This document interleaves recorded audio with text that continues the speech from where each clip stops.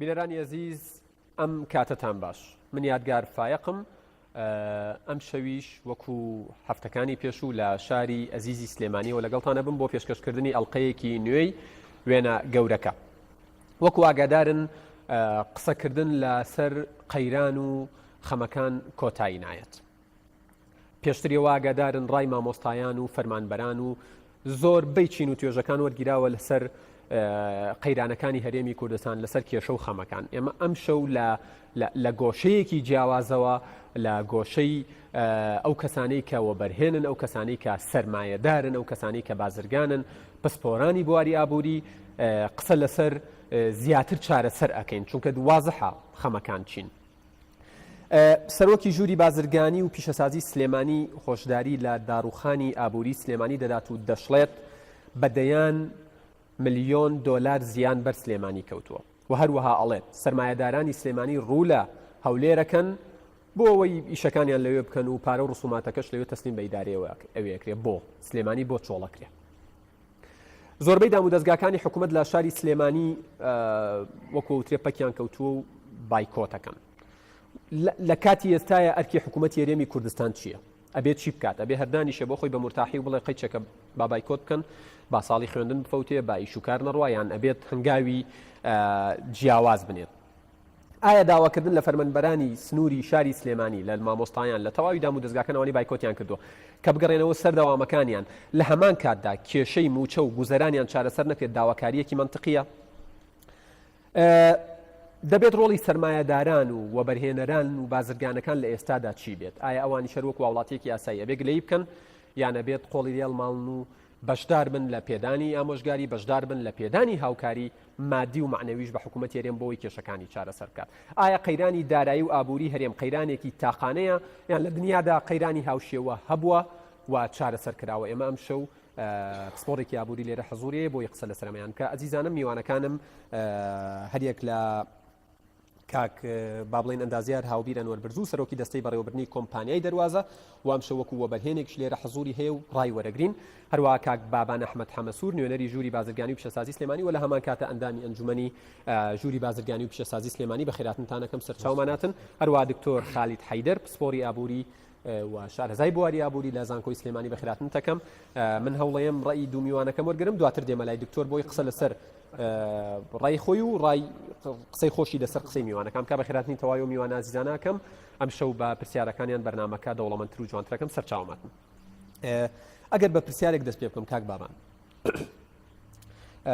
ژووری بازرگانی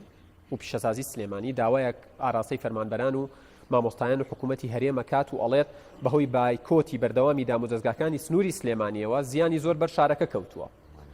و داوایان لێکن بگەڕێنەوە بۆ داوام ئێوە ئەم داواکاریەتان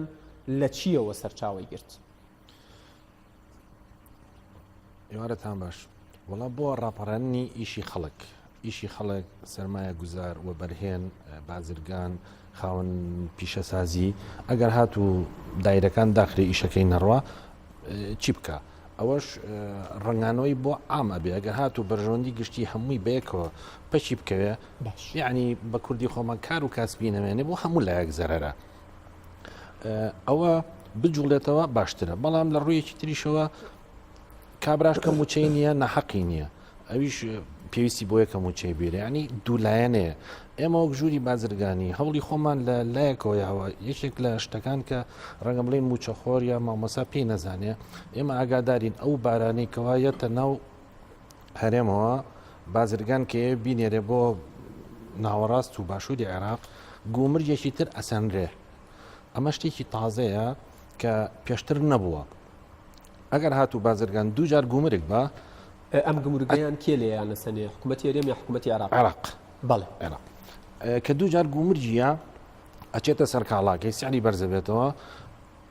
لە ناوەڕاست و لە خواروی عێراق نرخەکەی بەرامبەر ئەوەی کە لە بەسڕەوەیەت گرانەکەوێت لەبەرەوە بۆی نافرۆشرێ ئێمە ئێستا لە هەوڵی ئەوین ئەوە چارەسەر بکەین بۆی جوڵەیە بکوێتە بازار و بازرگانیەوە لە ڕووی ترەوە زۆر لەگەڵ حکوومەتا پێشنیارمان ناوەتێ چەند نامیلکەیەکمانیاوە کەیشان داوایان لێکردون پێشنیاریان بنێ پێشنیازیان بنێیان خۆتان خۆمان فۆرسکانە ڕۆشتن ینی لە خەمخۆریتان باڵێ 12 خاڵ پێشکەشمان کردووە لە ڕێی ژووری بازرگانی گرنگترین سلێمانیەوە خاڵەکان بوون گەر ئاماژەیەکی پێبێ بۆ بینە وەڵا بە گشتی چارەسەر بۆ ئەم قەیرانانە کە یەکێک لەوانە زەقترینیان گرنگجیدانە بە کەرتی تایبەت ئەگەر هاتو تۆ کەرتی تایبەت گرنگجی پێبی ببوژێتەوە بتوانێت کارمەند بگرێتە خۆی معاش بات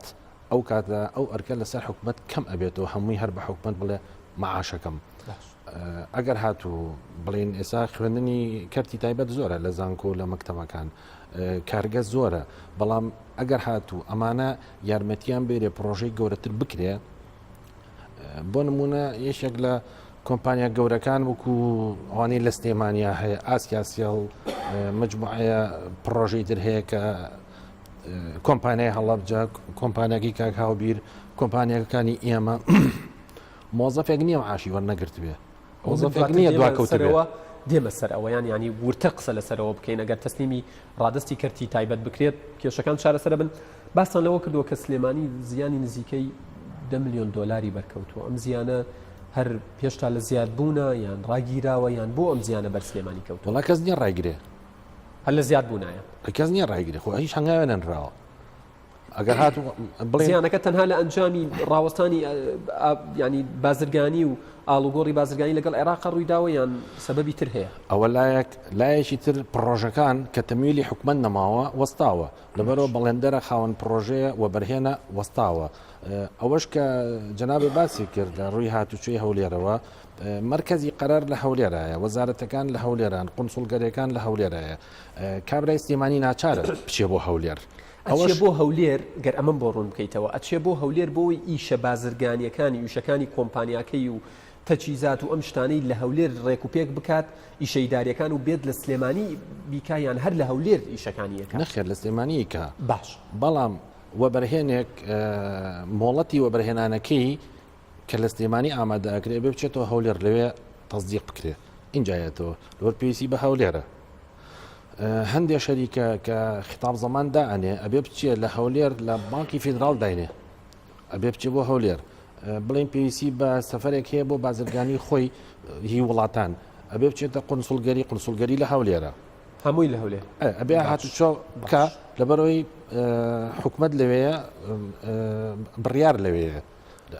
ناچارەکە هاتوچۆ بکە و هاتوچۆ لەسەری ئەکەوێ بێگومان من دێمە وڵات شتی تر ماوەکە مناقەشەی بکەین کاگاو بیر جەنابتان وەکو وەبەرهێنێک وەکو خاوەن کۆمپانیایەک لە مەجای عماری دروستکردنی خان و شوقە و ئەم مەجالانە ئیشەکەین یعنی وەکو وتم زۆر باس لە هۆکارەکان کراوە یعنی خەڵکە زانێ هۆکاری قەیرانەکان گەندەڵی هەبووە بەتاڵان بردن هەبووە خراپ بەکارێنانی دەسەڵات هەبووە خەڵکە زانێ خەمەکان چییە ئێمە ناینەوە دیسان برین ینی خۆ بکەینەوە ببرینەکە بڵێن ئەمە خەمەکانە با قسە لەسەر چارەسەر بکەین بۆ پرۆژە و بازار لەم سنوورە وەستاوە لە سنووری شاری سلێمانی ینی سلێمانی بە چەند شێوە باجی ینی باج ئەیات خەڵکی سلێمانی وەبەرهێنە ینی لە دەوڵەمەند و لە هەژار لە سلێمانی باج ئەدات ئەوترێت یعنی ئەوترێت معاناتی هەیە بۆ سواز بۆ بەرنامەکەتان بەڕاستی کە یادگار من لەگەڵەوانە نیم یەکسەر بچینە سەر باسی چارەسەر باشە لەبەرەوەی بە قەناعەتی من هەتا ئێستا دەست نەخراوەتە سەر برینە حەقیقەکان کە ئێمە بۆچی کەوتوێنێتە ئەم کێشە و ئەم قەیرانەوە بەڕای من ئەوەی کە لە پێت وایە ئەوەی باس کراوە پێشتر شتی حەقیقی نەبوون یان ئەسلی مەسەلەکە نەبوون ئەوان بۆ ئەو خەڵکە گەڕێتەوە کە باسی کێشەکانیان کرد بۆ 50 نەخسۆتە برین ئایا سەربرینەکان ئایا بۆی نەچوون نیان پێکاوە یان لەبەر کۆمەڵی ئەسبابی تر لەسەر ڕاگەاندنەکان نیانتوانیوە بیڵێن نیان وێراوە بیڵێن بۆی نەچوون ئەوان بۆ خۆیان نەگەڕێتەوە باش ئەوەی کە بە سەراحەت باسکە لەگەڵ ڕێزمان بۆ قسەکانی هاوکارم کاکە بابان لە سلێمانی کارمەندمانەگرێت دیارە مافی خۆیەتی و ئەوش لە وەزعەکە بەڵام ئەمانە هەمووی دەرەنجامن کاگەیادگار ئەمانە سەبەب نین ینی با ئێمە سەبەبی ئەم قەیرانە نەخینە سەر مامۆستا یا فەرمانبەر سەبەبی قەیران نەخینە سەرەوەی دەسەڵات لە هەولێرە لە سلێمانیە نەخێر بە قەناعەتی بەندە لە 2023 ژیانی ئابووری هەرێمی کوردستان دەست پێیەکە پێش 2023 بە هەموماندان بەوەی دابنین ئەم وڵاتە سەرمایه‌گوزاری تیانە بۆ شتی زۆر بچووکی تیا بووە چکە خۆتانزان هەشتاکان زروفمان چی بۆ نەوەتەکانیش لە چه قەیرانێکی دارایی و لەژێر چەنەها ئابلوقی ئابووریا بووین باش لە دوای 2023 کاتی ژیانی ئابووری هەرێم دەست پێەکە بە سەراحەت کۆمەڵێت دەرگا لە بەردەم هەمومان ناکرایەوە بە قەناعەتی من ئەو دەرگایانە زۆر گەورەتر بوون لە توانەکانی ئێمە لە ڕووی داراییەوە لە ڕووی تێگەیشتمانەوە بۆ دنیا لە ڕووی ژیان بینیەوە لە ڕووی توانە تەکنیکیەوە لە ڕووی تەکنۆلۆژیەوە لە ڕووی چاوکرانەوە عەقڵەوە لەبەرەوە بەسەر کۆمەڵێ بارودۆخی نوێ کەوتین لەگەڵ ڕێزما بۆ خۆمان چۆن کابرایەک مەسەلەن بەس کاتێکی دوور و درێژ دوور لە شارستانیت بێ لەگە ڕێسماوە نیە لە پڕێگا بیخێتە جەوێکی تر و ئەتمۆسفیرێکی ترەوە ئێمە کەوتین بەسەر پارەیەکی زۆر هاتە وڵاتەوە یان نەک زۆر هیچ نەبێ ئێمە بە زۆرمانەزانی یان بە بەراوردکاری لەگەڵ ساڵای نەوەتەکانە طبعا نتوانین بڵێ پارەیەکی زۆر بەڵام کێشەکە لەوەیە ئەم زۆرە بە شێوەیەکی ڕێژەیی لە چاو جارانە بەڵێ پارەیەکی زۆر بە بەڵام بە شێوەیەکی مطلق یان بە بەراورد لەگەڵ وڵاتانی تری کە خۆشگوزەرانن بەڕاستی ئەو پارە زۆرە نەبووە ئەمەوەی کرد ئێمە بە نەدیتەیی و بە نەزانیەوە لەگەڵ ڕێزما بە حکم بە نەتیجەیەکی حتمی کەوتونێتە کۆمەڵی هەڵەوە ئەم هەڵانەی کە منێڵێم لەوانەیە لە فەرمانبەرێکەوە لە کاسبکارێکی بچووکەوە لە خەڵکێکی سادەوە هەتا ئاگاتە نخبەیەکی سیاسی هەتا ئاگاتە خەڵکە بەزنزمانەکان هەتا ئاگاتە حتا ڕۆشن فکرەکان خوێندنەوەیکی ڕاست و دروستمان بۆی نەبووە لە ئاسی پێویستان نەبووین ئێمە کێشە گەورەکەمان ئەوەیە کە لە ماوەی ڕابردووە ساڵانی 2023 تا 2013 تەخشان و پەخشانمان کردووە بە کردوارێکی خۆمان کێ کردوێتی بیانی ئەحزابی سیاسی و حکوومەت کردویان هاوڵاتیانی هەمومان و مبەرڕاتیشمان پێ بوو سیرکە ئێمە لە ئاشتاکان و نۆتەکانە مەحروم بووین کاتێکین بەسەر وەزعێکی تازەیە حتما ئەو مەحرومی ئەو عقدانەی کە هەمانەمانێ پڕیکەینەوە من نامێ بڵێن هەستی خەڵکەکەی خۆمان بڕۆشین هەمومان لەو پرۆسەیە مەسەڵەن بڵێن بەشی خۆمان هەڵەمان هەیە هەمووشمان بەشی خۆمان پاساومان هەیە بەڵام کەوتین بەسەر وەزعێکی تازە بۆ نمونە ئەگەر باسی قیادەی سیاسی خۆت بکەی و قیادەی بە ئینقلاب ناتەوەتە سەر حکم لە ساڵی نۆیەکە بە شۆخش و ڕاپەڕین هاتوو لە ماوەی 30 ساڵی ڕابردووی مەسەڵەن شۆخش و ڕاپەڕینە ساڵانی پێشنەوەتوێت قەرزاری خەڵک بوون خەڵکێک هاوکاری کردوون خەڵکێک تەسقەیەوە ئەو کاتە بێم خەڵکە دامەزرێنێ ئەم خەڵکە خزمەتی بۆ زین و کاتەوە وردە وەختێک گەزانی هەڵەیەکیشمانکەوە مەزای موچەکانمان لە بەغاوە بەجیا موچەمان بۆ نێرن و بەجیا بوجەشمان بۆ نێرن کۆمەڵە فەرمانبەری زۆرمان دامەزرانوە لە تەخشان و پەخشانە لە دوایین لێدوانی فەرمیە ئاماژە بەوادن 65 بۆ 68 لە سەدی وڵاتیان هەرێمی کوردستان موچەخۆر حکوومەت کێشەیەکی لەوە گەورەتر کاکە یادگار ئەگەر کاتم بە نەبیڵم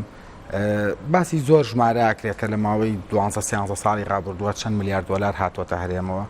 بالمناسبە زۆر جار تریلیۆن و میلیارد تێکەڵەکرێ دینار و دۆلار تێکەڵەکرێ احترامی سفرەکان ناگرین زیاد یەکەینەوە کەم یەکەینەوە بەسەراحەت یەکشتێ بەپێی ئەو دراستانی کە من کردمە و معلوماتە سەرەتانەی من لە بەردەستمایە بە شێوەیەکی نزیکەی 80 میلیارد دلار لەوە چیات بێتە هەرێمەوە با بڵێن 100 میلیارد دلار باشە من دێرا بە چەند ژمارەیەک باسی 6 میلیارد دلاری بۆ کەم ئێمە بەچی سەرفمان کردووە کاگیادگار کاتێک باسی باری دارایی و ئابووری هەرێمەکەی تۆ لە ماوەی 30 ساڵە چەند میلیارد دلار لە دەروی سنوورەکانی هەرێمەوە هاتوۆتە ناوە کە بریتێ لە بوجە و پارەی نەوت هیچ سەرچاوێکی ترمان نەبووە هیچ وەبەرهێنەرێکمان لە دەرەوە نەماتوانیوە 1 تاک دلار پیاکەین ئەگەر کۆمەڵە گەنجی خۆبەخشمانەوە بێت و لە خۆبردوو پێش 2300 دلاری لە خۆی گرت بێتەوە و خەڵکیێری پێشیان بێت دوای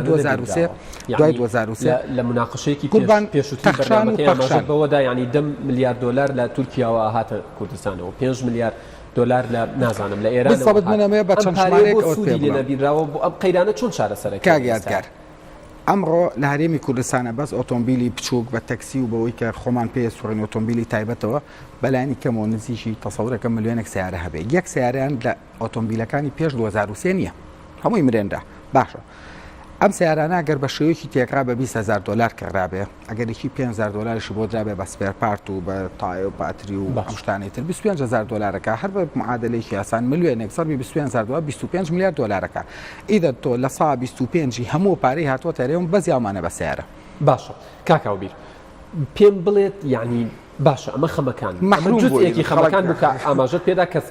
هۆکار بوون گەشتوینە ئەمڕۆ ئێستا ئەبێت چی بکرێت ئەوێ لە خەورە خەبەرمان بێتەوە ئێمە لە فەنتازیای دەوڵەمەند بوون و لە وەهمی سیر و سەمەرە و لە ئیمپراتۆریاتی وەهمی ئاژیاین بۆ بەرهێنمانەوە بە فەرمانبەرێکی ئاساییەوە من لەگەڵەوەم پێشم خۆشە بە سەراحەت ئەوەشی کە لە نزیکەوەم ناسێ حەزەکەم هەموو کەسێک لە ژیانێکی خۆشە بشێ حەزەکەم هەموو کەسێک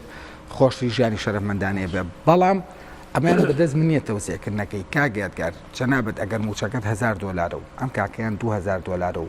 من $500 ناتوانین وەکو یەک مەصرفکەین هەچ کەسەوە بە پێی پلان و بەرنامەی خۆی باشە. ئێمە لە هەرێمی کوردستانە ئەو تەخشان و پەخشانی کە کردومانە لە کڕینی مۆبایل لە کڕینی سیارە لە کڕینی ئەساس لە کڕینی هەموو شتێک یەک بەراوردکاری زۆر ئاسان بکە. لە عێراقا خۆ ئێمە نەمانتوانێت سڵم لە حکوومەتی عێراقی بکەین بودجەی خۆمان بە پێی نیسبە و تەناسوبی کەسافی سوکانی ئێمە زیاتر وەرگین لەوان وانە ئەگەر عێراق 6 فامیلی بێت 6 خێزان بێت 5 خێزانی لە باشەکانی تری عێراقا خێزانی شیرارێمی کوردستانە 6 کە حەفە 100 دوکاتە سەی حەفە بۆ تۆی سەی مەسەن 83 بوانە باشە ئەم خێزانی ئێمە چۆن ژیاوین با خەڵک سەیریەوەکە لە 2003 تا 2013 تۆ چۆن ژیاوی مەکتەبی ئەهلیمان هەیە جامیعەی ئەهلیمان هەیە جامیعەی ئەمریکیمان هەیە سەفەرەکەین بۆ دەرەوە جلی جوان دەبەرەکەین سیارەی جوان هاتوۆتە وڵاتەوە خواردنێکی باشە خۆین وێلا دروستەکەین باخ دروستەکەین ئەم پارانە ئەوەی کە ئەچێتە دەرەوە لەسەر سنوورەکانەوە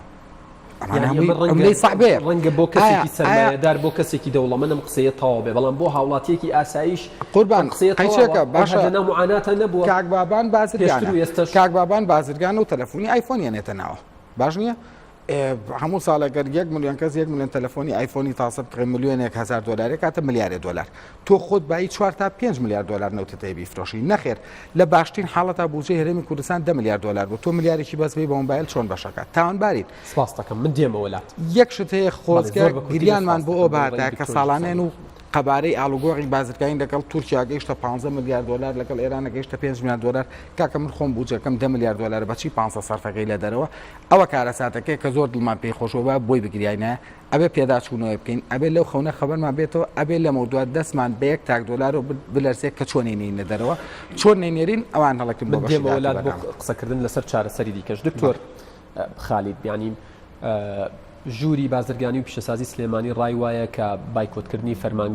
فەرمانگەکانی سنووری سلێمانی کاریگەریەکی سلبی هەبوو لەسەر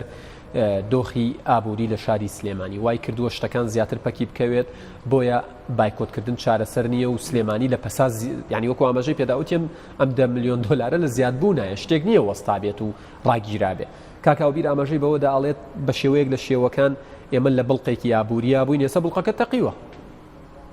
گەشتونەتە ینی ڕوبەڕووی حقیقت بووینەتەوە نەوتیشدانە بە زیارە تەقی بەدەست بەڵێ یعنی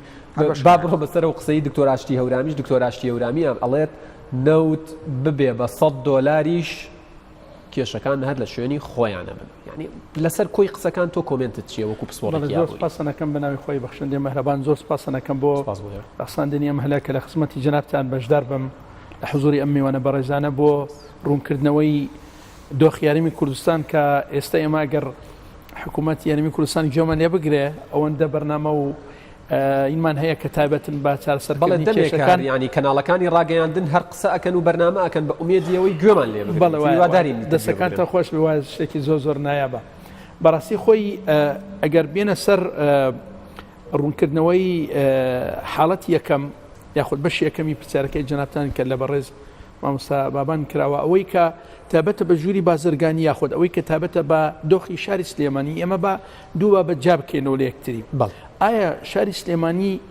وەکو زەروزیانەکەی پێگەشتووە لە بواری بابەتیە یان داراییە دوو حاڵەت هەیە بواری بابەتیەکە وەبەرهێنان و شمەک و خزمەتگوزاری ئەو بابەتانە شتێکە کە ئێمە تووشە و کێشە بووینە لە گشتی هەرێمی کوردستان بە هەمان شێواز وە ئەوەی کە داراییەکەیە ئەگەر بینە سەر داراییەکە ئەگەر ئێمە نەقسمان هەبێ لە بابڵێنە پارێزگەی سلێمانی وەکو دارایی حکوومەت یاریمی کوردستان بەرپرسە ئەو نەقسەمان بۆ پڕ بکاتەوە بۆ لەبەر حکوومەت یاریمی کوردستانە بێ بە عەدالەت و دادپەروەری تەعامل لەگەڵ دۆخە داراییەکە بکات واتە ئەگەر نەقسمان هەبێ ئەبێ بۆمان بینێرێ ئەو نەقسە ئەو کورتهێنانە ئەگەر زیادەشمان هەبێ ئەبێ بینێرین بۆ مرکز کە بریتە لە پایتەختی کوردستان هەرێمی کوردستان کە هەولێرە واتە لێرە کێشەکە ئەوەیە کە ئێمە ئەگەر پارە لەلامان کۆنە بووەوە ئەگەر نەقسمان هەبوو لە هەولێر و دۆک زیادە بووە بێ بنێردرێت بۆ سلێمانی ئەمە یەک ئەوەی کە تایبەتە بە بەشی دووەمی حاڵەتی کێشەکە ئەوەیە کە تا چ ڕادێک ئێمە وەکو بابەتی شمەکی و خەدەمات لەوەی کە وەبەرهێن لای ئێمە بۆ نمونە پرۆژەکەی دانامەزرێنەیە بچێ بۆ هەولێر بچێ بۆ دۆک ئەوە زەرورگوزیانەکەی زۆر گەورەترە داراییەکە بۆ لەبەر تۆ جەنابەت ئەو پرۆژەیە بە بەرهەمەکەی بەدەستی کار هەمووی گەر بچمە سەر ئەو نقطەیە ینی سەرۆکی ژووری بازرگانی و پیشەسازی سلێمانی کە کاکبابان ئەم شەو تەمسیلیانەکا لێرە ئەڵێت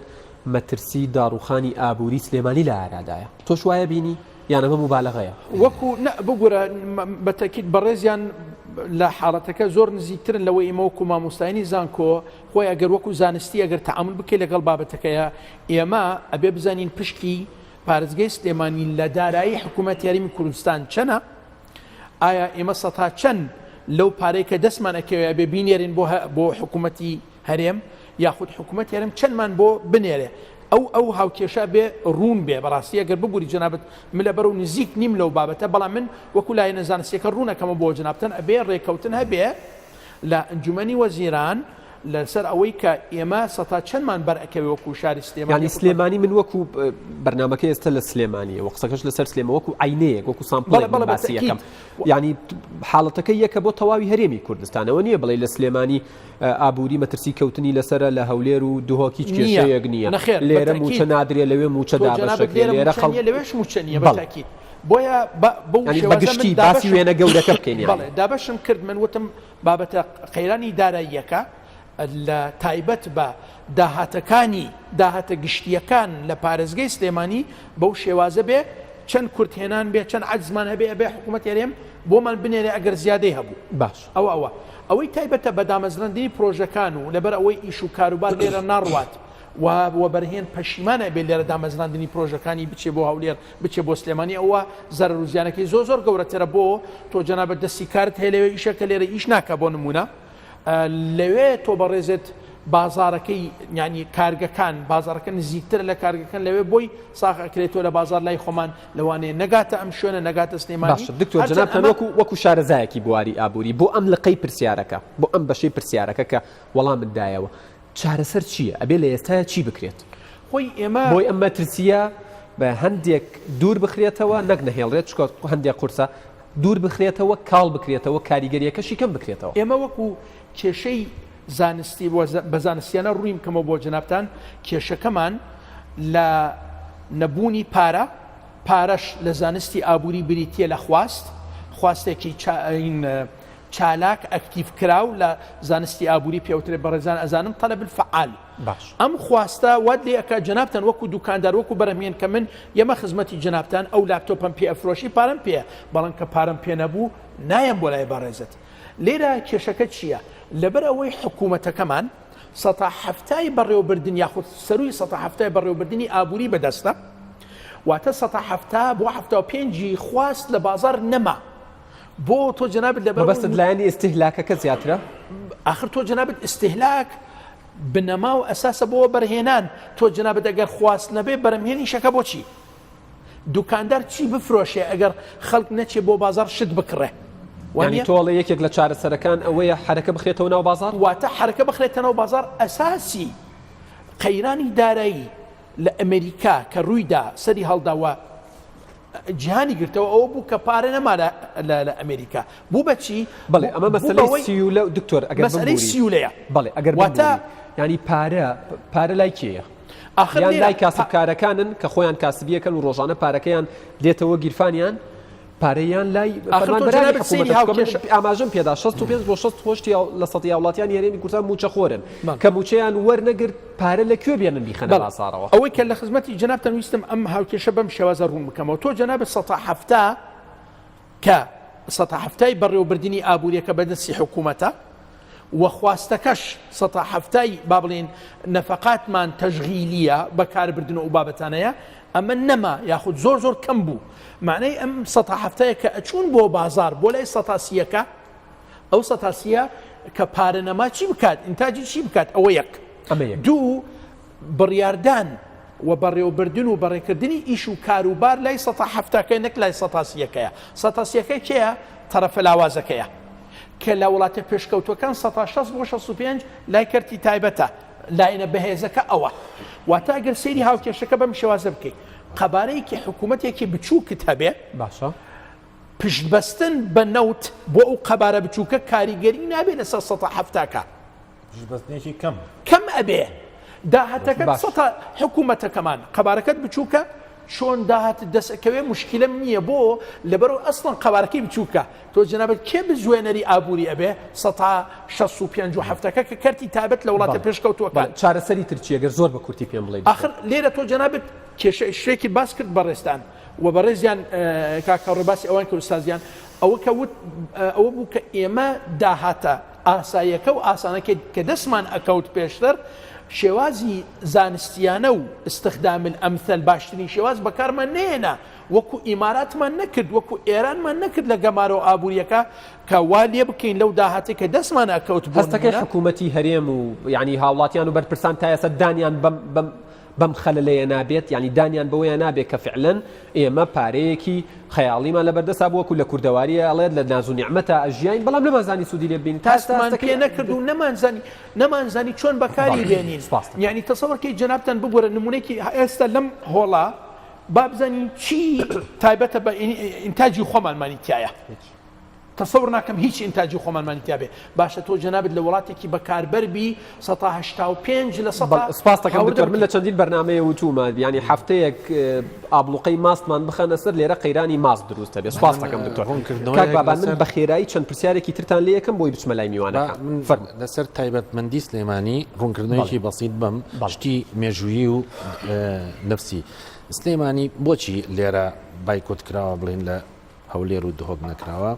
سلێمانی چۆرەوە بێ مێژەوەکەی 200 ساڵ لەمەوە پێش کە تەنها دەوڵەتی فارس و توورک هەبووە میرنشینی بابان لێرە دەوڵەتی هەبووە لە شێعرەکەی شێخ ڕەزای تاڵەبانیە ئەڵێ لەبەر تابووری عسکەر ڕێ نەبوو بۆ مەجلیسی پاشا سەدای زوڕنا و نەقارەت تا ئەیوانی کەیوان بوو ئەمە هێبەتێک و صاحب دەوڵەت مەداری و ئابووری خۆی هەبووە ئەم ئیمارەتە خۆی ژیانەوە لە ڕەواندزەوە هەتاوەکو کفری بەیعەتی پیاوە باش لە دوای ئەمەوە وەرەوە بۆ 1920 کە دەوڵەتەکانی ئەم ناوچەیە دامەزراوە ئێرە قبولی نەبوو بچێتە ژێر انتدابی بەریتانیەوە و حتا حکومەتی عێراقیش بۆ شێخ مەحموود نەمر لە 1920 ئیعلانی دەوڵەتی کوردی کردووە معنای سلێمانی حەزی لە پێشەنیە ئاخر ئەوەیە سەبەبەکە کە خەڵکەکە وەکو تۆرانێک تۆراوە هەست ئەکا پەراوێز کەوتووە ناڵم چێ و چۆن پەراوێز خراوە بەڵام پەراوێز کەوتووە ئەمەی پێقبوڵ نییە بۆیە بایکۆ دەکا بۆیە وازی لە ئیشەکەیەناوە بۆیە وازی لە داوامێنەوە ئەجینا لە هەڵمەتە لە پێشی پێشەوە جەنابتان وەکو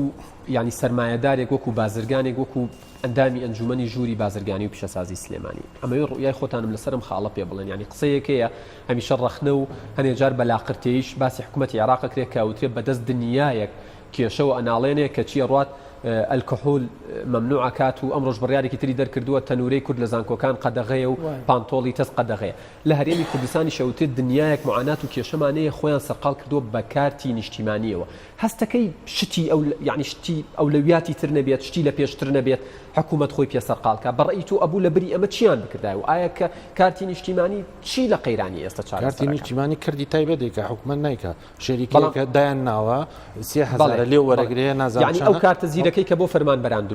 دروست دەکرێت ینی کە بۆ ئەوەی موچەکەی بۆ منە قسەیان لەگەڵا کراوە مامۆستایانی زانکۆمە معلوماتیان لێ وەرگرت ئەم کارتە زیرەکە لە ئێستادا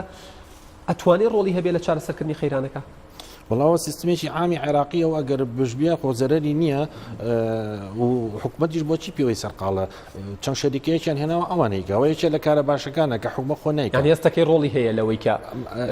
لەو ڕۆوە کە تۆ ئیش بێ بە کەرتی تایبەت هەمووی هەر مۆزەفی حکومەت نیکە ئەو دەرتاوە حکومە خۆ بەعاج نایە بۆ ئەو خەڵکەیە 30,000 یاویش کارتەکەی بۆ دروستەکە ئەمە ئەبڕێتەوە بەڵام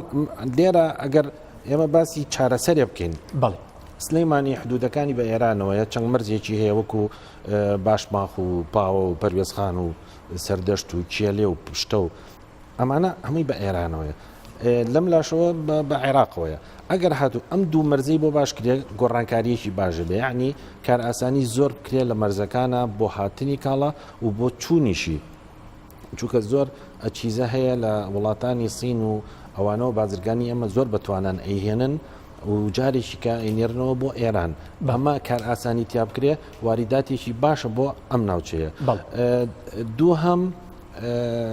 بازاری عێراق دیسان ئەوەی لە هەوڵی شۆ باسم کرد ئەو گومرگە وەزیری دارایی هەرێم و بەغا دانیشن حەلیکەن چکە ئەوەی ئێمە باسمان لەلایەن حکوومەت هێرێمەوەی چەنگاوێک درراوە بۆ ئەم کێشەیە ئێمە لە چارەسەر ڕێی یەکێتی ژوورە بازرگانەکانی عێراق و هەوڵماننا کە ئەوە لابەرن چارەسەریکەن جوابی ئەوان ئەوە بوو حدودەکانی هەرێم مەفروزە ئەو ڕسوماتە بچێتەوە بۆ بەغا ناینێرن لەبەرەوە ئەمەیانداناوە ئەلا کولینەوە ئەوە بێنیستەکەم کاکباوان من دێمە وەلات کاکاو بیر بۆی بەخێرا ڕێی جەنابی وەرگرم پاشان بچمە لای میوانەکە یعنی لە ئێستادا ئەوترێت حکوومەتی هەرێمی کوردستان تەقەشوفی کردووە ینی تەقەشوفەکە زیاتر ئەوتێ لەسەر حسابی فەرمانبەران و موچەخۆران کراوە زیاتر ینی موچەیان کراوە بە 3 چارەک و نی و چارەکێک و درەنگ ئەدرێ هەستەکەی ئەم تەقەشوفە لە شوێنی خۆیان بووە یان ئەکرێت ینی تەقەشف و دەستپێوەگرتنی دیکە و جۆری جیاوازتر هەبن کە بە سوودی عامیش بکەوێتەوە بەڕای من بۆ هەموو چەخوەرە زۆرەوە حکومت بەداخەوە من ناکەمە سەنگەری دیفاعلیانەوە بەڵام بەداخەوە ناچار بووە چونکە ئەو موچەی کە هەیە 850 ملیار دینار کە ئاکاتە نزیکی 700 میلیۆن دلار بە فرۆشتنی نەوت ئەوە دابی نابێت بەڵام خاڵێکی دڵخۆشکەر هەیە کە ئەوەیە وڵاتی ئوردون لە تەنیشتمانەوەیە 4 تا 5 میلیارد دلار بودجەی ساڵانیانە 4 تا 5 میلیۆن ئینسانیشن ئێمەش بەم بارودۆخە خراپەی نرخی نەوتەوە 4 تا 5 میلیارد دلار نەوت ئەتوانین بفرۆشین و 4 تا 5 میلیۆن ئینسانین بەڵام بە سەراحەت پێداچوونەوەیەکمانەیە بەرنامەیەکی باش دانێن چۆنی سەرفکەین ئە پێداچوونەوەش ئەبێ نخبەی سیاسی بەجەری و بە سەریحی قسەی خۆی هەبێ شەقامیش گوێی بۆ شرکات و تێبگات و حیوارێکی نیشتیمانیانە هەبێ ئاشتەوایەکی نیشتیمانی بەرپاکەی لە ڕقەمیەکەەوە تا ڕقم 20 ئەوەی کە دەسەڵاتی بەدەسە لە وڵاتە بڕار بەدەستی سیاسیە لە باتی بێنە سەر تەلەڤیزۆنەکان لەقاعەیەکە 3 ڕۆژ دەگا لەسەر خۆیان داخان و مناقەشات بکەن و بگەنە نەتیجە هەستەکەی بۆ مناکەم ئێمە نایڵین ئێمە بە شەڕیانین ئەگەر ئێمە وازیان لێ بین لەوانەیەوان زۆر باشتر بتوان ڕێکەوت بەڵام بە سەراحەت زیاتر ڕوونی کەیتەوە ینی چۆن نامەوێت چمە تەفاسیلی سیاسیەوە بەڵام من ڕۆژکار لایەکێک لە سەرکردە سیاسەکان یەک پرسیارم لێکەوتم لە ساڵی 91 زۆر لە سەرکردە سیاسەکانی من لە ناچاریە دانیان بەجەرگی خۆیان نانات تەوقیان لەگەڵ سەدام حوسێنی گۆڕبەگۆ ڕاکرد کە دیکتاتۆرێکی چەند خوێنموش و خراپ بوو لەبەر خاتی بەرژەوەندی باڵای گەری کوردستان عجەبا ئێستا سەرکردە سیاسیەکانمان هیچیان لە سەدام حوسێن موجرمترن خوانەکردە بەرامبەر ئەوی تریا بەرامبەر میلەت بە دڵنیاییەوە نەخێت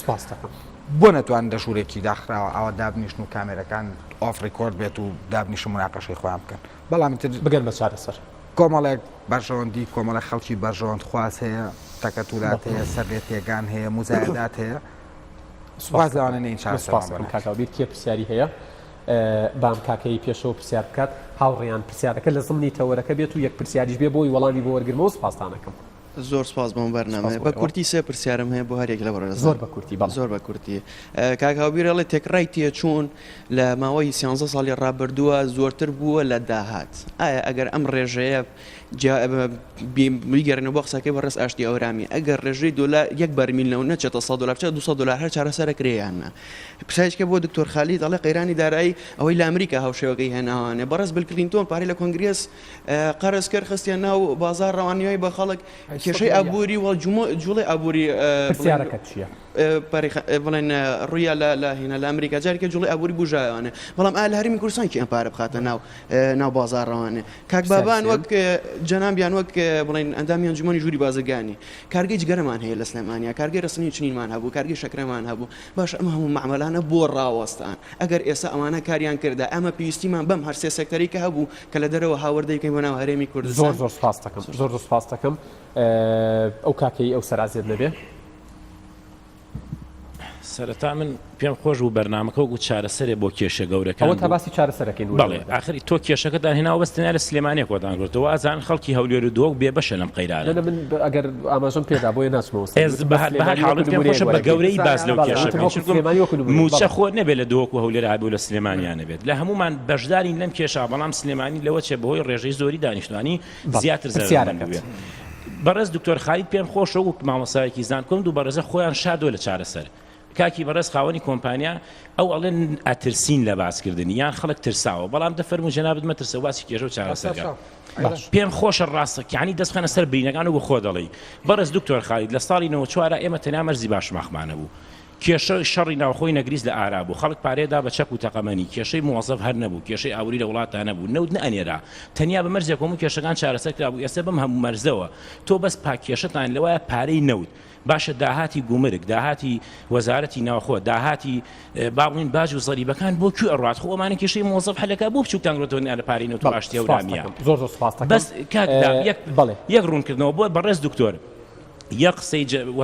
برادرانی باجت بۆ دێنم ئەڵێ ئێمە موچەکان داهاتەکەمان لە سەدا هەفتای موچەکانی خۆمان و خەڵک موەزەفی کەش دابینەکات باشە ئەم هەموو پارە و داهاتە بۆ کوێچێت سپاس دەکەم ئەو کاکەی بشتەوە سێ پرسیارمێ دوانم بۆ دکتۆرە یەکان پێویستە بە هۆکاری دروستبوونی قەیرانەکان کە هۆکارێکی سەرکیە کە پێویست بوونی گۆڕینی هاوڵاتیانە لە دۆخی بەرهەمهێنانە بۆ دۆخی بەکاربردن کەمە لە چەندی ساڵە پێیا ڕۆسن هەروە چەندین هۆکاری ترێکە پێیا ڕۆسن ئایا ئەمە هۆکاری سەرەکی نەبوون وەکو سەیدۆم ئەوکو ئەزانی کە چەندی وڵات بەم کێشەیە تێپەڕیون ئەم قۆناغی چارسەکنە چەندی پێویستە وەکزانانی ئەم قەیرانە نزیکەی 2 ساڵە لانێ زیاتری سخانێ کەسی ناسەنێ پرسیاری کەس بۆ کاک بابان چی بوو بزەبت پرسیارەکەیەوەی ئەڵێ لە جیهانە قەیرانی هاوشێوە هەبووە ئەمە 2 ساڵ ئێمە لە ناو قەیرانە و چارەسەریش نەبوو لە جیهانی شەرەوەندەی خایاندووە بەڵێ زۆر بەخێرایی پرسیاری کەس بۆ کاکبان بۆچی ڕێگەین بازرگانەکانی سلێمانی بچون بۆ هەولێر کە لێ دوو لانی لێبێت یەکان لانی سەرەوەی کە لانی قازان کا بگرە لانی سەرەکە لە هەولێریشە نەک لە بڵێ قازانجی زیاترە بۆ بۆیان سپاس ڕێگەتان ناو فەرموو پرسیارێک مەیە بۆ کاک هاوبیر ئایا سلێمانی هەرێمێکی سربەخۆ بێت لە ڕووی ئیداری و سیاسیەوە باشترە یاخود لا مرکزی ئیداری بێت یاخود هەر لەگەڵ هەرێم بمێنێتەوە سپاس یاخود هەر لەگەڵ هەرێم بمێنێتەوە ئەوە یەکێکە لەو تەوەرانی کە دامنەوە دوو ئیدارەی چارەسەر بێت زۆر بەخێرایی سپاس دەکەم پرسیارێکم هەیە بۆ دکتۆر خالید دکتۆر باسی زانستی بەکاربردنی یاخود زانستی بەکارهێنانی کرد چۆن بەکارهێنانی ئەم موچە و شۆن شێوازی بەکارهێنان لەلایەن کەسە ئەکادیمەکانەوە ئەیچی لەو خەڵکاکی کە نازانێت چۆنی بەکاری بێنێ چۆن خۆی بەڵام دۆخازی بەکارهێنانی موچەکە وەروها عێراقیش وەکو هەرێمی کوردستان لەو قەیرانی دارایە بۆچی بۆ بە هەمان شێوە لە قەیرانی دارایە بەڵام بۆچی عێراق توانێت موچە و قوتی هاوڵاتیان زۆر سپاس کاگەیادگار ئەو کاک بابار باسی زیانەکانی سلێمانی کرد لە ڕووی ئابووریەوە کە زۆر جارباز لەوە ئەکرا بەداهاتی ناخۆی سلێمانی ئەتواندرێ زۆر شت بکرێت توانرێ موچەی فەرمانبەر بدرێ بەڵام ئێستا بینی داهاتی ناخۆی سلێمانی ناچێتەوە بە وەزارەتی دارایی بۆ ئەو کێشەیە چارەسەر نەکرا من ئەو زیانانە من پرسیارەکەم بۆ کاکاوبیر ئەکات ئەخاتە ئەستۆی چێ لە ئەستۆی چێدایەوە من یەک ملاحەزەی تریش پرسیار کراوە بۆی وەڵام بدرێتەوە داوای لێبوردنت لە یەکەم دکتۆر ئەو پرسیارانەی لێت کراوە بە کورت و پوختی وەڵامیان بیتەوە پرسیار یەکەم لە هەرێمی کوردستان کێ بەرپرسا وەکو ئایا بۆ نمونە ئێمە وەکە لە ئەمریکا کراوە ئەمریکا 800 ملیار دۆلاری خستە بازار حکوومەت ئەمریکی قەرزەکانی موسساتی تەمویلی پاردارکردنەوەی کڕێوەتی من ئیتر ئێوە قەرزاری من ئەبن من بەرپرسم لەسەر ئەوە ئێمە حکوومەتەکەمان ئەڵێ ئێمە پارەم پێ نییە وەتە حکوومەتێن کوردستان ناتوانێت ئەو شتە بکات ئەوە کە حکوومەتی ئەمریکا کردی حکوومەتی ئەمریکا حکوومەت لە تەلە دەوڵەت توانای ئەوەی هەیە کە پارە تەبع بکات و بیخاتە بازار ئێمە ئەو توانە ئیمکانیەتەمان نییە حکوومەتی ئەمریکا ئەگەر بەراوردی بکەنەوە بە حکوومەتی هەرێمی کوردستان وەکو قەبارە ئێمە زۆر وەکو ڕێژە نسبە و تەناسب ئێمە زۆر زیاترین ئێمە ڕێژەی فەرمانبەرانمان یەک فەرمانبەرە بۆ تقریباً 13-14 خەڵک بەڵام لە ستاندەری نێودوڵەتی 1 بۆ 50 تا 100 واتە زۆر زۆرە ڕێژەکە ئێمەوە یعنی واتە ئێمە حکوومەت ناتوانێت لە دوای کوباوە ئێمە زۆرترین ڕێژەی موچەخۆر بەڵێ ناتوانێت ئەو ڕۆڵەی کە ئینی کرد حکوومەتی ئەمریکا کردی ئێمە ناتوانین ئەو ڕۆڵەمان هەبێت حکوومەتی هەرێمی کوردستان واتە بێ قەبارەژیان بەوەدا کە لە نەوەتەکان سەرچاوی داهات کەمتر بوو کەچی دۆخەکە باشتر بوو بۆ لەبەر ئەوەی من ئەڵێم یعنی لە دوای ئەوە کە ئێمە دەستمان کرد بە یینی هەڵبژاردن و هەموو حزبێک هەوڵیدا بۆ خەڵک دەنگدان و ئەو بابەتەنە کە مافی خۆیانە بەڵام بەداخەوە وای لێ کرا کە دامەزراندنی سیاسی هەبوو ئێستا ئەمە ئەنجامی دامەزراندنی سیاسی گەورەکردنی قەبارەی حەجمی حکوومەت بەڵێ پرسیارێکی تر بەڕێزیان فەرموویان ئایا ثەقافەت یاخود ڕۆشنبیری ئەومان وا تێگەشتن لە بابەتەکە کە لە بەرهەمهێنەوە بەرەو بەکاربەر شتی وا بۆ ئین بوو ئەمە تەسەوڕەکەم ئێستا وەکو ئاماژەم پێدامە 1985 لە پێداویستەکانمان لە دەرەوە هاورد ئەکرێت کەی ئێمە بووین بەرهێن گوند و لادیەکانیش خرا هەمویان کران بە موچەخۆر و هێنرانەوە شار و لادێش بەکی بەتەکید ئاسی بەرهێنان کەم بۆیە ئەو کولتورە ئەو سەقافەتە بەو شێوازە ینی بەڕاماژی بەوەدا ئەڵێت قەیرانی هاوشێوەی ئەمەی خۆمان ینی ئەوەی هەرێمی کوردستان لە دنیادا هەبووە و چارەسەرکردنی هێندەی ویستووە آخر ئێمە دیسان ئەگەڕێمەوە بۆ حکوومەت کە کلیلی چارەسەرکردنی ئێستا کلیلی چارەسەرکردنی کێشەکەی پێەیە بۆ داهات کە کلیلی چارەسەری پێ بۆ چارەسەر آخر حکوومەت جەنابتان ئەبینن لە هەموو کەناڵەکان لە هەموو وینەکان میدیاکان باس ئەوە کرێت کە حکوومەت قەرزارە پێشتر حکوومەت ئەفەرموو بۆ نمونە فەرمووی کە ئێمە ئەگەر نەوت بگاتە ئەوەندە علاجی نەکە چارەسەری کێشەکەکەین و قەرانەکەکەین ئێستا بەڕێزان ئێستا خۆ بیفرۆشینەوە و کێشەیەکی کوردستان چارەسەر بکرێ بەڵام ئێستا ئەوترێت ینی ئەمە قسەی و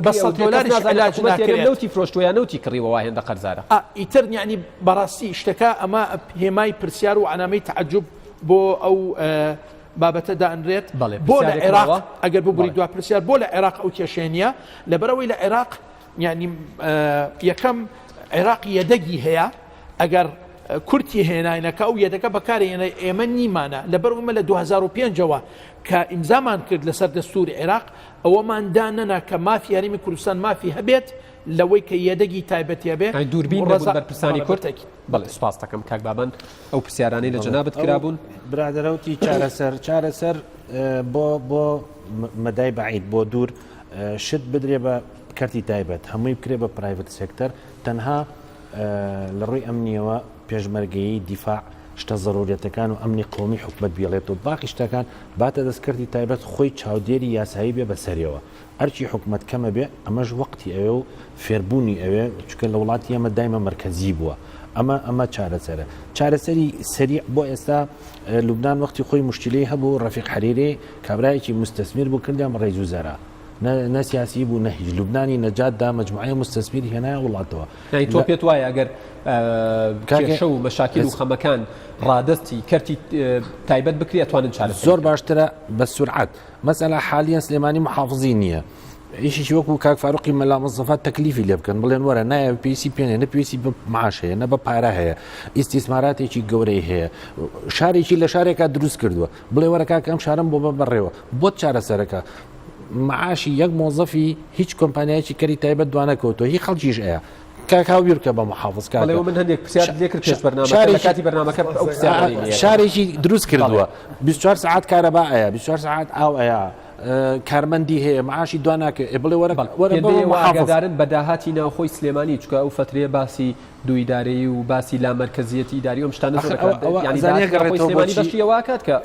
کاک ئەوە گەڕێتەوە بۆ پچڕانی پەیوەندی نێوان حکوومەت و کردی تایبەت یا خەڵک لە نەوەکانە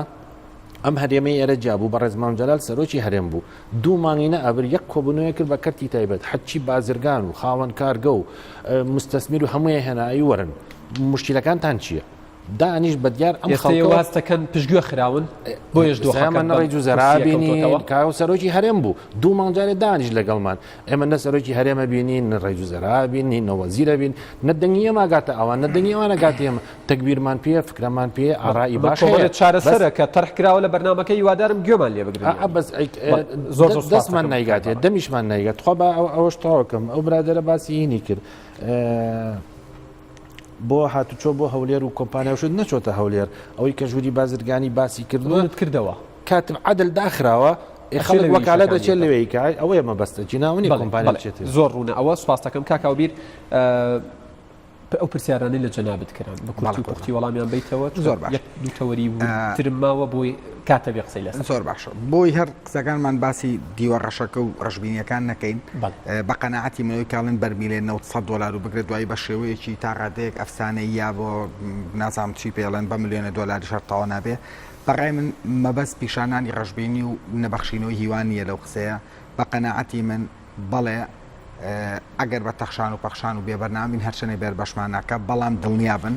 بە $40 بێ و بە $50 بێ بەڵێ بەشمانەکە بە شێوەیەکی ڕێکتێک پێداچوونەوە بکەین بەڵێم هەرێمە هەرێمێکی پاکیزەیە زۆر مواردی باشی تایە بەڵێم هەرێمە قازی سروشتیەکەی 200 تریلیۆن پێ سێچاوی کە تا ئێستا دۆزراوەتەوە سەلمێنراوە کە ئاکاتە نزیکی 6 ملیار متر سێجا ئافو 6 تریلیۆن متر سێجا کە نرخی غازی سروشتی لە دابەزینی نوتی $26 بۆ بەرمیلێکە نهاتۆتە خوار $2 و ئێستا وەندەی ئاگادار بن دوونی بۆ $3 ئەگەر بە $2 حسابیکەی ئەو 6 تریلیۆن متر سێجای ئەکاتە $15 تریلیۆن کە ئەگەر بەسەر هەموو مانگێک $1,000,000 مەصرفت بێ بەشی 1500 مانگە کار ناسە بەشی 15,000 مانگە کاکاتە 1250 ساڵ لەسەر ئەم قسەی مەسئولم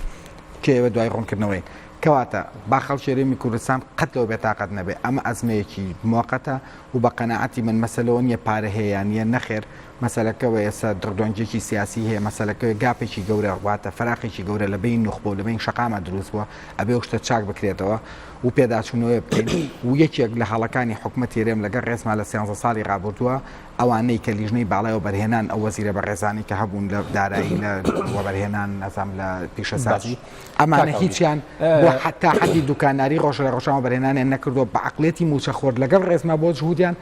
بەس لە سەرفکردنی پارازانی ئەوی ژەگەر بزانیت بەڵام نازانین چۆنی پەیداکەی ئەبووە ئیسفادان لە کۆمەڵەوە بەرهێن کردا خەڵکی زۆر سەرکەوتو نمونەی باشمان هەیە کاک بابان بەر لەوەی لە پێش بەرنامەکە هەندێک گفتوگۆمان کرد چەند پرسیارێکی لە جەنابەت کردیانی وتی تۆ ژمارە و خان و شوقانەی دروستت کردووە چەندن پرسیاری لێ کردی کە کارەبایان هەیە ئاویان هەیە جادەیان هەیە خزمەتگوزاریان هەیە ئەمن و ئەمانیان هەیە ئاماژت بۆ داوتت کارمەندەکانت لە کاتی خۆی موچە وەرەگرن بەڵێ یعنی تۆ پرۆژەیەک هەیە 2000 ئەوەنە شوقە و خانووە بۆ ئەتوانی ئەم قسەیە بۆ وەبەرهێنەر و بۆ سەرمایەدار و بۆ خاوەن پرۆژە و کۆمپانیەکانی دیکەشتەوە بۆ ئەتوانن لە کاتی خۆی موچە بن بۆ ئەتوانن هەموو خزمەتگوزاریەکان دابین بکەن حکوومەتێک بەو گەورەیە بۆ ناتوانێ ئەمەکە لەبەرەوەی من سەرۆکی دەستەی بەڕێوەبردننی کۆمپانیای دەواازەم هەموو ڕێرەکان لای خۆمە ئەو خەڵکانەی کە لەگەڵ ما ئیشەکەن هاوڕێکانم گویان لێ یەکرم گوێ لە اقتراحاتەکانیان نەگرم هەموو ڕۆژە دانیشتنیان لەگەڵاکەم بەڵام دوجار سنترالیزمێکەیە کە مرکزی قرار لای خۆمە لەبەرەوە توان بە سەرکەوتوی بەڕێوەبەرم فەشەل و نەجاحی کۆمپانیای دەواازە تەحملەکەم لەگەڵ هاوڕێکانمە بەڵام لە حکوومەتی هەرێما بەداخەوە مرکزی قرار نەما ئەسڵەن جارێ مرکزی قرار نەماوە بەسەراحەت یعنی کەس ناوێرە لەبەر موسایەدە هەنگاوێک بنێ هیچ لایەکیش بە تاقی تەنیا چاکساسی پێ ناکرێت بە دنیای پێتەڵم ئیلا ئەبێ باشە سربەخۆی ئیداری لە پارێزگای سلێمانی و نازانم گەر ئەو دەستەواژەیە بەکاربێنم دوو ئیدارێ یان هیچ نەبێت لا مەرکەزی بوون ینی ئەمە پەیڕەو بکرێت چارەسەری کێشەکانی سلێمانیەکە زۆر جیاوازنەوە دوو مەفهومە لا مەرکەزی ئیداری بە شێوەیەکی زۆر مطلق من لەگەڵیام قەیچێکە کۆمەڵە دەسەڵات لای بەڕێوەبەرە گشتیەکان هەبێ ئەوانەش هەمووی خەڵکی باشن هیچی فەرقە لەگەڵ کابرای وەزیرە لەوانەیە لە معادلەیەکە ئەمیان وەزیر وایان مدیر عام وایە بەڵام مەسەلەی جیاکردنی هەرێمی سلێمانی یا مەسەلەی دوو ئیدارەی جارێکی تر ئەوە هیچ لە ڕووی نەتەوەی نیشتیمانیەوە خەتی سوورە بە قەناعەتی من لای خۆمی بەڵام بۆ ئەم چەمکە ئەکەن کارتێکی فشاری سیاسی خۆشان قەناعەتیان پێی نییە من حەزەکەم یەک ڕوونکردنەوە یەک دقەی بەم لەسەر ئەوە هەرێمی سلێمانی ئەگەر جیاب بکرێتەوە ئەوی کە پێوترێ 50 ملیار دینار داهات باغاسی کەینەوە داهات بریتێ لە چی خەڵک چۆنی تێگەیشتووە ئەگەر خەڵک بۆی تێگەشتووە قازانج و واریداتە نەخێر ئەوە دەخیلەکەیە دەخیلەی دائیرەکانی حکومەتە بەڵام دوکانارێ دەخیلەکە $1000 ئایا هەزارەکە مووی بەدەست خۆی توانێت سەرفیکای $800 یا باشت زۆر سپاس دەکەم مەسەلەی دوا قسەت چارەسەر چییە ئەگەر گرنگترین خاڵ ئێستا باس بکەیت چییە هەمومان لە پاپۆڕەکەین هەمووشمان بەیەکەوە مناقەشەیەکی گشتگیر بکەین حقیقەتەکان بەشکەین لە بینی خۆمانە هەنگاو بۆ ئەم شتانە بنین داهاتی ناوخۆ بۆ زیاکرێت کە بەرهەمی خۆماڵیمان هەبێ ئیتیمان بە کشت و کاڵ بن ئیتیمان بە سیاحەت بین تعریفەی گومرجیمان نەک یەکخینەوە لەگەڵ حکوومەتی عێراقی کە جەنابی کاک بابانی شارەتی پێ تعریفەی گومرجی وا لێ بکەین سیارەیەکی لاکچەری کە بای $100,000 با $100,000 گومرجی لەسەر دامرێ بۆ ئەوە نا $100,000مان دەستکەی بەس بۆی $100,000 کە نەچێتە دەرەوە بکڕێ ئەبێ بە هەموو شێوەیەک خۆمان حازرین بۆ پرۆسی دوای ئازادکردنی مووسڵ ئێرە بکەین بە بیسێک بازرگانی وەبەرهێنان معاملی موادی ئینشایی دانین ئەم خەڵکە زیرەکە و خەڵکە باشمانێت چۆن بە هەمومان پارە بینەوە ناوهەرێم نەک پارە بنین زۆر سپاس دەکەم کاک بابان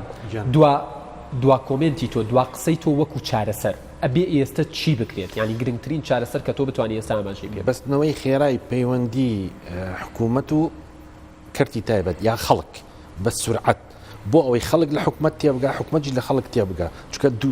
دووهێنی جایە ئێستا خەڵگەڵەیە حکومت نەوتی فرۆشت و پارین لەوانەیە وانە بێ وەرە ڕوونی کەرەوە تێگەێنە